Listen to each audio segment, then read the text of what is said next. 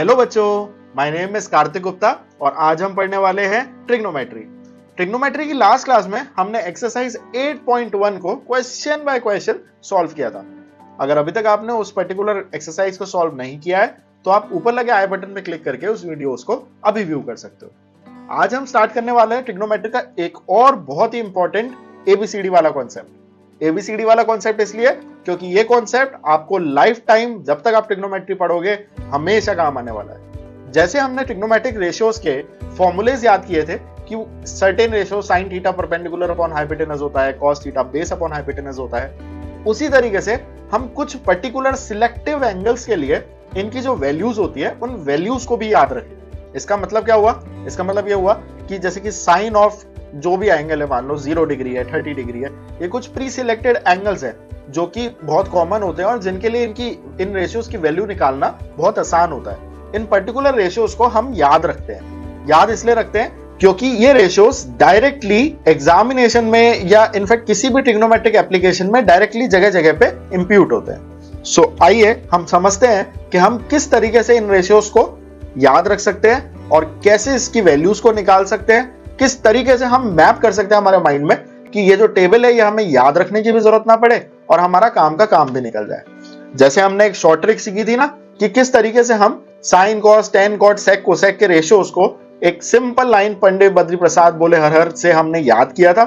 Similarly मैं at the end of this exercise आपको ये जो ट्रिग्नोमेट्रिक रेशियोज की जो टेबल है फॉर सर्टेन एंगल्स इसको याद कर रखने की भी एक ट्रिक बताऊंगा। So without any delay let's start learning about the values of trigonometric ratios at some specific angles.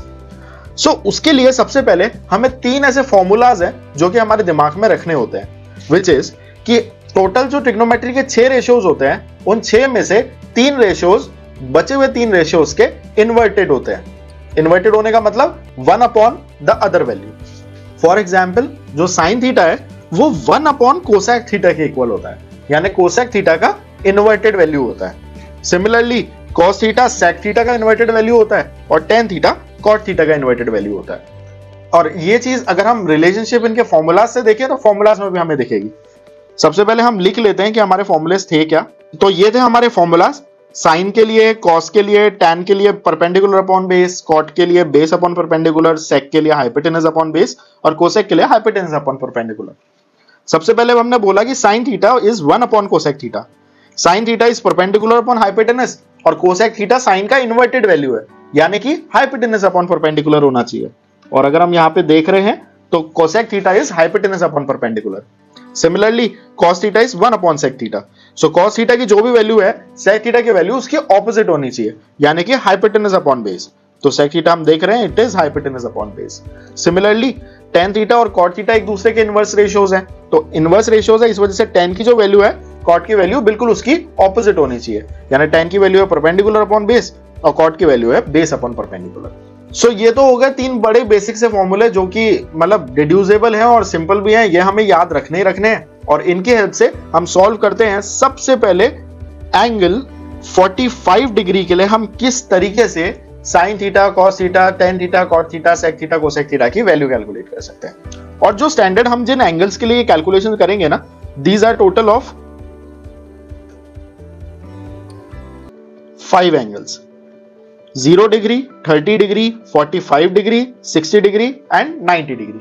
ये 5 एंगल्स के लिए हमें सारे रेशियोज यानी कि sin theta, cos theta, tan theta, sec theta, cosec theta और cot थीटा, इन 6 ratios की value याद रखनी है। तो सबसे पहले हम 45 डिग्री एंगल के लिए मैं आपको बताऊंगा कि किस तरीके से हम सारे sin 45, cos 45, tan 45, cot 45 की वैल्यू कैलकुलेट कर सकते हैं।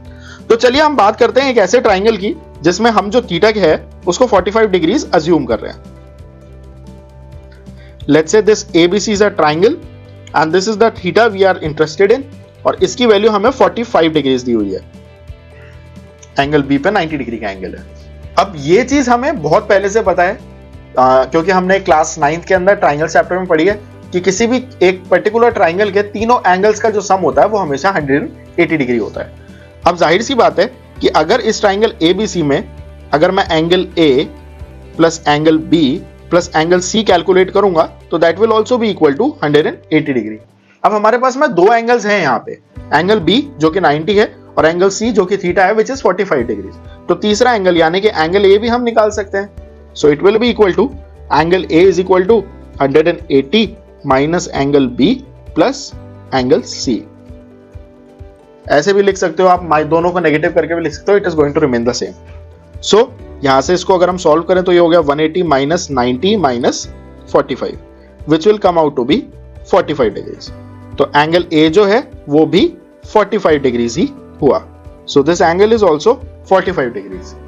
अब अगर इस ट्राइंगल की हम बात करें तो यहां पर एंगल ए भी 45 है और एंगल सी भी 45 है, और अगर एंगल ए और एंगल सी दोनों 45 है तो यहां से हमें एक बात जो पता चलती है वो ये चलती है कि ये जो साइड, पहले इसको ऐसे लिख लेते हैं कि since angle A is equal to angle C which is equal to 45 degrees, hence angle A के ऑपोजिट जो साइड है which is side B C, it will also be equal to angle C के जो side opposite है which is A B.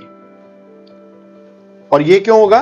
क्योंकि हमने ये triangles की प्रॉपर्टी क्लास 9th में पढ़ी थी कि एंगल्स, अगर कोई दो एंगल्स एक दूसरे के सिमिलर है या इक्वल है तो उन दोनों एंगल्स के ऑपोजिट जो दो साइड्स होंगी वो दोनों भी एक दूसरे के जरूर इक्वल होंगी। सो दैट इज व्हाई जो BC साइड होगी वो AB साइड के इक्वल होगी। Why? Because sides opposite to equal angles are equal. तो इस ट्राइंगल के अंदर हमें पता चल गया कि AB साइड BC साइड के इक्वल है, और AB और BC का सेम होने का मतलब क्या है कि परपेंडिकुलर और बेस ये दोनों ही एक दूसरे के इक्वल है। So we can write hence जो परपेंडिकुलर है that is equal to base. अब इस particular equation perpendicular is equal to base को यूज करके हम हाइपोटेनस की वैल्यू निकाल लेते हैं। आइए देखते हैं कैसे। सो लेट अस अज्यूम कि perpendicular is equal to x, तो बेस भी कितना हुआ? बेस भी x हुआ। तो अब हाइपोटेनस कैलकुलेट करने के लिए हम क्या लगाएंगे? Pythagoras theorem. तो वी नो कि हाइपोटेनस का square is equal to base का स्क्वायर प्लस परपेंडिकुलर का स्क्वायर। वैल्यू पुट कर देते हैं, base is x, so x का square plus perpendicular is also x, यानी x का स्क्वायर, दैट इज हाइपोटेनस का square. So hypotenuse will be equal to under the root x square plus x square कितना हो जाएगा? 2x square. सो 2x square, यहां से एक x स्क्वायर में से एक x बाहर आ गया और 2 जो था वो रूट के अंदर ही रह गया। So hypotenuse comes out to be √2 of x। So यहां से हमारे पास में परपेंडिकुलर, बेस और हाइपोटेनस तीनों की वैल्यू आ गई है। अब देखिए हम इन एंगल्स की वैल्यू कैसे निकालते हैं। सबसे पहले हम बात करते हैं साइन ऑफ एंगल 45 डिग्री की। नाउ ये जो हमने सारी कंडीशंस अज्यूम करी है ये इस प्रीमाइस पे बेस्ड है कि जो एंगल Q था, यानी कि हमारे इस ट्राइंगल के अंदर ये वाला जो एंगल है ये 45 डिग्रीज है। अगर ये 45 नहीं होता है तो हम हर एंगल के लिए इसको जनरलाइज नहीं कर सकते। This is only and only valid जब हम साइन ऑफ एंगल 45 डिग्री की बात करते हैं या कॉस ऑफ एंगल 45 डिग्री की बात करते हैं, क्योंकि जब वो एंगल 45 होगा तभी सामने वाला एंगल भी 45 होगा, तभी दोनों परपेंडिकुलर और बेस इक्वल होंगे और तभी ये सारी थ्योरी काम करेगी। So coming back to sine of angle 45, now we know कि sine of any angle is always equal to perpendicular upon hypotenuse. अब अगर परपेंडिकुलर अपॉन हाइपोटेनस की इक्वल है तो परपेंडिकुलर है हमारा x, हाइपोटेनस है √2x, x से x कैंसिल हो गया, so what we get is 1/√2। So this is a very important value which has come out. किसी भी गिवन ट्राइंगल में थीटा की वैल्यू जब भी किसी एंगल की 45 डिग्री होगी तो उस केस में sine of theta will always and always be equal to 1/√2। Similarly cos theta यानी कि हम बात कर रहे हैं cos ऑफ एंगल 45 की, that will be equal to base upon hypotenuse. Base is what? x and hypotenuse is what? √2x. x से x cancel, so this will also be equal to 1/√2। फिर बात करते हैं tan of theta की, यानी tan of 45 degree की।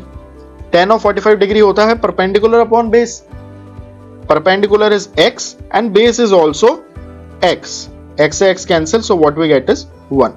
तो tan of 45 degree is equal to 1। Same इसी तरीके से फॉर्मूला लगा के आप cot, sec और कोसेक की भी वैल्यू निकाल सकते हो, बट हमें अभी अभी ये आइडेंटिटी भी पड़ी है कि ये तीनों रेशियोज का इन्वर्ट होता है, sec, कोसेक और cot, तो हम उस तरीके से निकाल लेते हैं। तो हमें पता है कि कोसेक, साइन और कोसेक ये दोनों इन्वर्टेड रेशियोज है, तो cosec 45 degree that will be equal to 1 upon sine of 45 degree. Sine of 45 हमने जस्ट अभी भी कैलकुलेट करा, इट इज 1/√2, √2 ऊपर चला जाएगा, so cosec 45 will come out to be √2/1. So cosec 45 degree की वैल्यू होती है √2. सिमिलरली सेक 45 की वैल्यू की बात करते हैं. Now sec 45 is what, 1/cos 45, और cos 45 क्या था, 1/√2. ये √2 ऊपर चला जाएगा, so this will come out to be √2. तो कोसेक 45 और सेक 45 दोनों √2 होते हैं. फाइनली जब हम cot 45 की बात करेंगे, so cot 45 is nothing but 1/tan 45, और tan 45 कितना है, 1. So this will be equal to 1/1 which is equal to 1. तो इस तरीके से हमें 45 डिग्री के एंगल के लिए जो 6 की 6 रेशियोज थे, हर एक रेशियो के लिए वैल्यू मिल गई है. साइन थीटा जो है वो 45 डिग्री पे it is equal to 1/√2. cos of 45 degree is also equal to 1/√2. tan of 45 is 1. cosec of 45 is √2. sec of 45 is √2. and cot of 45 is 1. अभी आपको खाली ये समझना है कि किस तरीके से हम इन वैल्यूज को डिराइव कर सकते हैं, क्योंकि इनके डेरिवेशन के ऊपर भी डायरेक्ट क्वेश्चन एग्जाम में आ सकता है. इनको याद कैसे रखना है उसके लिए ट्रिक अलग है, जो कि मैं आपको एक बार सारे एंगल्स कवर हो जाते हैं उसके बाद में बताऊंगा. So stay tuned and don't forget to like and share our video and subscribe our channel. Thank you.